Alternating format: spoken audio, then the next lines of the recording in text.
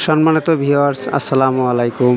আজকে আমি টমেটো চাষের একটু চাষাবাদ ও রোগ নিয়ে কথা বলবো। স্ক্রিনে আপনারা যে রোগটা দেখতে পাচ্ছেন এটা হলো মোজাইক ভাইরাস। চিকিৎসা করলে এটা খুব কম পরিমাণে ভালো হয়। এটা মূলত বীজবাহিত রোগ এবং মাটিবাহিত রোগ হতে পারে। আর এখন আপনারা স্ক্রিনে যে রোগটা দেখতে পাচ্ছেন ছবিতে, এটা হলো পাতা কোঁকড়ানো রোগ। এই রোগটা টমেটোর সবচেয়ে বেশি হয়ে থাকে। এটা অনেকেই ভাইরাস মনে করে। এটা মূলত পাতা কোঁকড়ানো রোগ। পরিমিত মাত্রা চিকিৎসা করলে এটা ভালো হয়।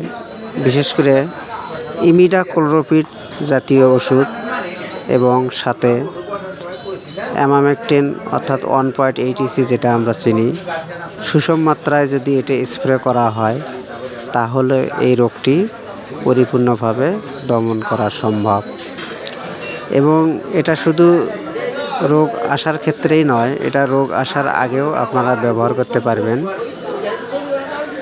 প্রথম থেকে শুরু করে আপনারা যদি টমেটো চাষের পদক্ষেপ গ্রহণ করেন এবং চারা অবস্থায় থেকে এই ওষুধ দুটি আপনারা ব্যবহার করেন, তাহলে পাতা কোঁকড়ানো রোগের হাত থেকে কম বেশি ফসল রক্ষা করা যায়।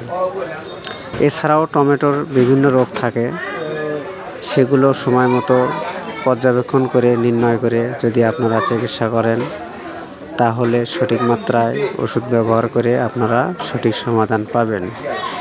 তো আজকে যেহেতু মূলত আলোচনার বিষয় ছিল প্রধান দুটি রোগ, একটা হলো মোজাইক ভাইরাস আর আরেকটা হলো পাতা কোঁকড়ানো রোগ। এটা মূলত একই ধরনের রোগ, মানে মনে হয় যে একই ধরনের, কিন্তু দুটি আলাদা।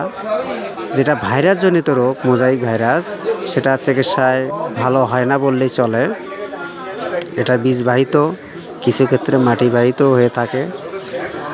আর স্ক্রিনে এখন যেটা দেখতেছেন এটা টোটালি হলো একটা পাতা কোঁকড়ানো রোগ। আমি যে ওষুধ দুটোর নাম করলাম এটা সঠিক